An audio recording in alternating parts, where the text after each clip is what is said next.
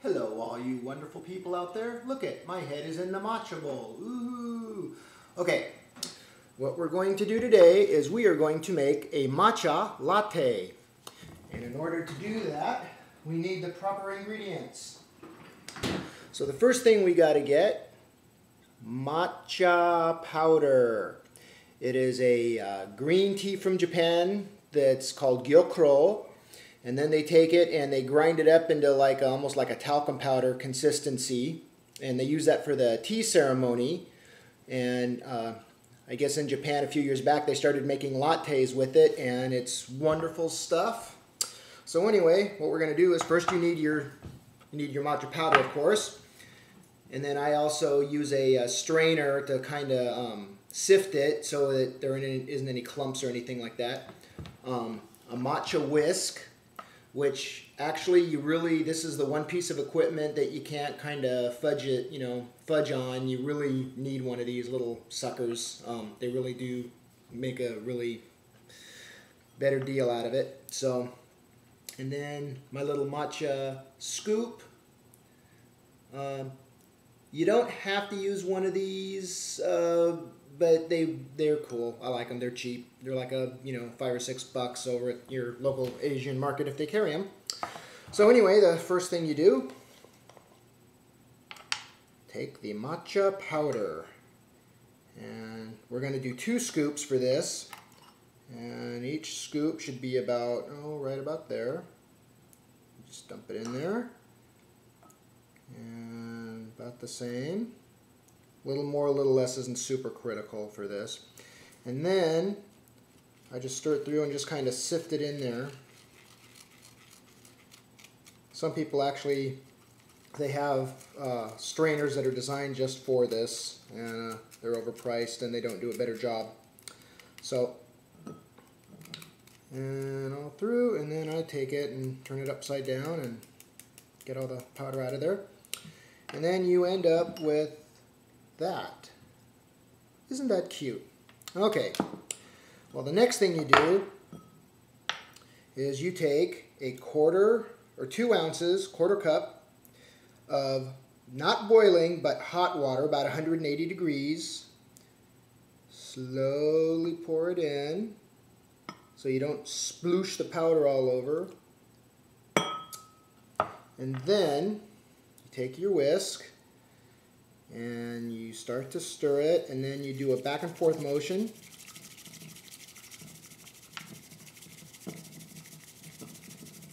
And this is actually the way they do it for the tea ceremony. They just add a whole bunch more Zen ceremonial stuff to it that's overkill. But okay. And then you end up with a bunch of frothy goodness. Right there. And then here's where some people consider what I do here a sacrilege, but I like my matcha lattes with some sugar in it. So I take, add sugar to taste. I like about 2 teaspoons to a tablespoon for this particular thing. Normally when I drink matcha, I don't add any sugar, but for the latte, I do. And then just stir it up. Earthquake! Okay, no, never mind. So, get all the sugar dissolved in there. And then the next thing we do is we take, let's put the matcha over here, 6 ounces of milk. And you can either steam this in a steamer if you have one of those fancy cappuccino machines, or if you're like me and you hate coffee, so you don't own one because nobody wants to buy a coffee maker just so they can get the steamer attached to it, I have a little trick which I will show you over at the stove.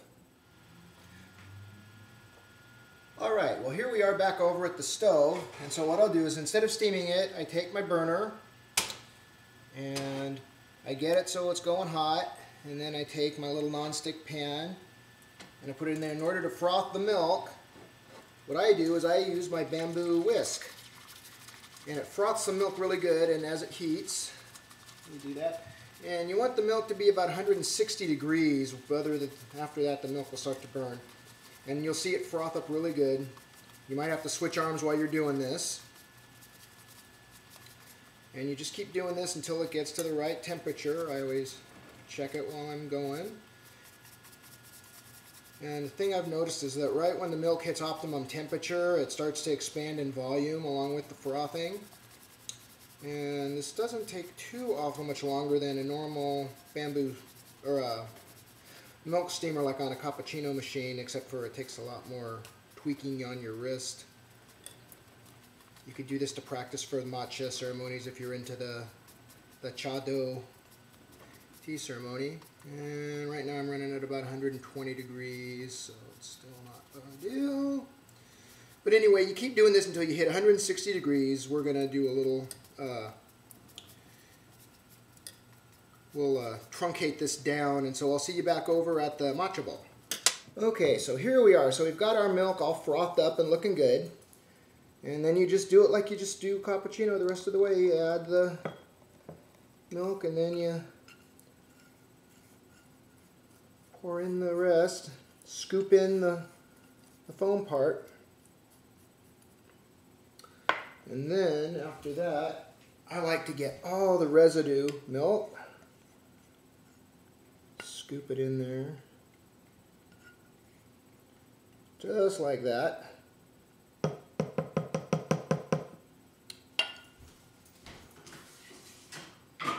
And then the next thing we do,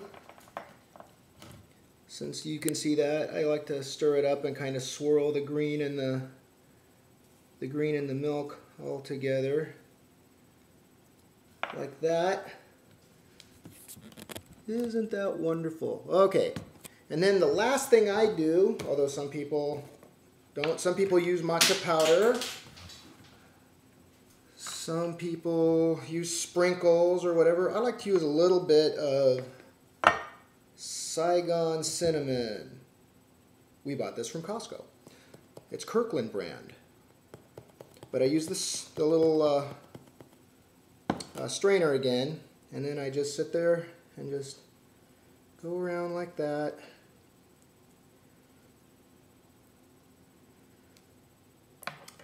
And then just kind of spread the love a little bit like that.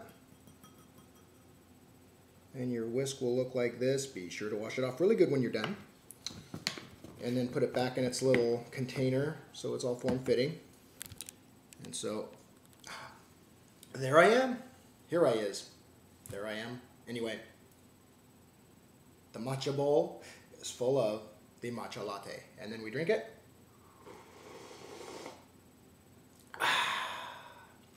Good stuff.